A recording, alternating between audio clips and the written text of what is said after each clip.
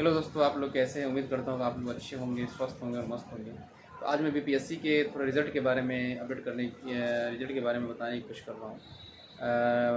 लगभग आज से 2 महीना पहले बीपीएससी का एग्ज़ाम हुआ था, लेकिन अभी तक रिज़ल्ट नहीं आया। लेकिन जो तेज़ी बीपीएससी टीआरई 1 और टीआरई 2 में रहा है, वो उतना ही उसके अपोजिट स्लो डाउन हो गया है इसके रिज़ल्ट आने में। क्योंकि उसमें लगभग टीआरई 2 में 10 दिन में रिज़ल्ट आ गया था और टीआरई 1 में लगभग 25 से 30 रोज़ में रिज़ल्ट आया था। इस बार पता नहीं क्या है। इस बार सुनते कि बहुत सारा केसेस भी पेंडिंग में है सुप्रीम कोर्ट में, और रोस्टर क्लियरेंस की बात हो रही है। क्योंकि पिछले परसों तरसों पेपर में आया था कि रिजल्ट पब्लिश नहीं होने की वजह रोस्टर क्लियरेंस है। तो अब देखिए क्या होता है। रोस्टर क्लियर होने के बाद ही रिजल्ट को पब्लिश किया जाएगा। तो बच्चे लेकर कट ऑफ को लेकर के परेशान है, काफ़ी परेशान दिख रहे हैं कि कट ऑफ क्या होगा, पता नहीं सिलेक्शन होगा कि नहीं होगा। तो मेरा तो सबसे पहला उसका सजेशन है कि वो अपनी तैयारी में लगे रहें टीआरई 4 में, क्योंकि सबसे बड़ी वैकेंसी आने वाली है। टीआरई 4 में भी टीआरई 1 के बाद सबसे बड़ी वैकेंसी टीआरई 4 की होगी, क्योंकि 1 लाख सुन में आ रहा है कि 60,000 वैकेंसी है अलग अलग पोस्ट के लिए, अलग अलग लेवल के लिए, क्लास के लिए। तो आप लोग सबसे पहले उसकी तैयारी में लग जाइए। और लेकिन बच्चे का मन नहीं लग रहा है सिलेक्शन को लेकर के। उसको लगता है कि पता नहीं क्या होगा, सिलेक्शन होगा भी कि नहीं होगा। कुछ कुछ बच्चे तो अपने स्कोर के हिसाब से आप लोग मेजरमेंट कर सकते हैं कि आपको सिलेक्शन होगा कि नहीं। तो सबसे पहले मैं 6 to 8 का बता रहा हूँ कि अगर आप जनरल मेल हैं, अगर आप 85 से 90 के बीच में स्कोर कर रहे हैं, तो आप लगभग सेफ जोन में हैं मेरे हिसाब से। क्योंकि इस बार अगर वैकेंसी कम है तो नंबर ऑफ़ कैंडिडेट का जो अपीयरेंस है वो भी कम है, यानी कि उसी के प्रोपोर्शन में कम है। तो वो भी क्योंकि टीआरई 2 में जो ना कैंडिडेट का अपीयरेंस हुआ है काफ़ी ज़्यादा था, 3,60,000 के करीब में था और 32,000 के अप्रॉक्स में वैकेंसी थी। इस बार वैकेंसी 19,645 वैकेंसी है, और इस पर कैंडिडेट जो क्लेम करेगा वो लगभग 1,60,000 या 70,000 के करीब में है। क्योंकि कहा जा रहा है कि 70% बच्चे ही एग्ज़ाम दिए थे।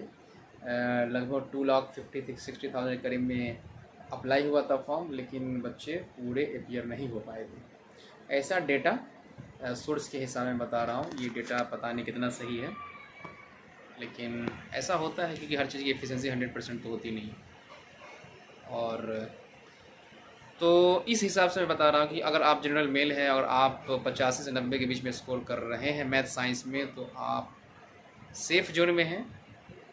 आपका सिलेक्शन होगा 95% का आपका सिलेक्शन होगा। 5% तो हम कह नहीं सकते हैं, क्योंकि ये एक्सपेक्टेड का कट ऑफ है।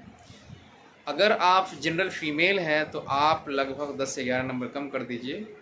तो अगर आप 75 से 80 के बीच में स्कोर कर रही हैं तो आपका सिलेक्शन होने के चांसेस ज़्यादा हैं। सिमिलरली अगर ईडब्ल्यूएस की बात करें तो अगर आप 80 से 82 नंबर स्कोर कर रहे हैं तो आप बिल्कुल सेफ जोन में हैं, क्योंकि इस ईडब्ल्यूएस में जो बच्चे फाइट करेंगे वो बिहार के ही बच्चे होंगे। लेकिन जनरल में क्या होता है कि पूरे बिहार के साथ जो जनरल मेल है और पूरे जो भी अदर स्टेट के बच्चे बड़े हैं वो सभी फाइट करेंगे जनरल, क्योंकि ओपन सीट होती है, इस पर कोई भी फाइट कर सकता है।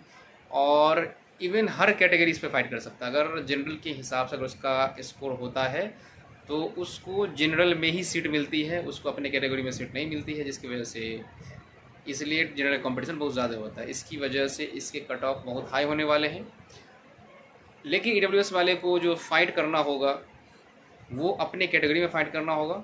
सिमिलरली अगर बीसी की बात करें तो वो पैरेलली है ईडब्ल्यूएस के। अगर आप उसमें भी 80 से 82 नंबर स्कोर कर रहे हैं तो आपका सिलेक्शन हो जाएगा, इसमें घबराने की बात नहीं है।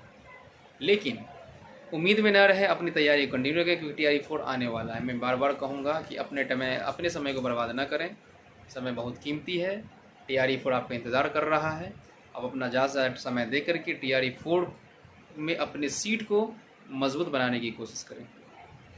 सिमिलरली अगर आप एससी हैं, अगर आप 65-70 के बीच में स्कोर कर रहे हैं तो आपका सिलेक्शन हो जाएगा। उसी तरह से एसटी हैं तो अगर आप 60 से 65 के बीच में अगर आपका स्कोर है तो आपका सिलेक्शन हो जाएगा। दूसरे अगर हम ये मैथ साइंस की बात करूँगा कि मैथ साइंस का ये सिनेरियो है। दूसरे सब्जेक्ट का मुझे पता नहीं, क्योंकि मैं ऑलरेडी मैं एग्ज़ाम दिया हूँ, मुझे भी मैं AWS से फाइट कर रहा हूँ और मेरे 82 नंबर स्कोर हो रहे हैं। तो मुझे पता नहीं मेरा सिलेक्शन होगा कि नहीं होगा, लेकिन होप है। कहते हैं कि hope for the best and prepare for the worst. लेकिन मैं TRE 4 की तैयारी के लिए मैं कुछ ना कुछ पढ़ता रहता हूँ, और आप भी पढ़ते रहें, क्योंकि ये हमें पता नहीं है सिलेक्शन होगा भी कि नहीं होगा, लेकिन उम्मीद है कि हो जाना चाहिए इतने नंबर पर। अगर आप इसी तरह से अपडेट जानना चाहते हैं तो हमारे चैनल को सब्सक्राइब कीजिए और बेल आइकन को ज़रूर प्रेस कीजिए ताकि आपको अपडेट मिलता रहे। Thanks for watching.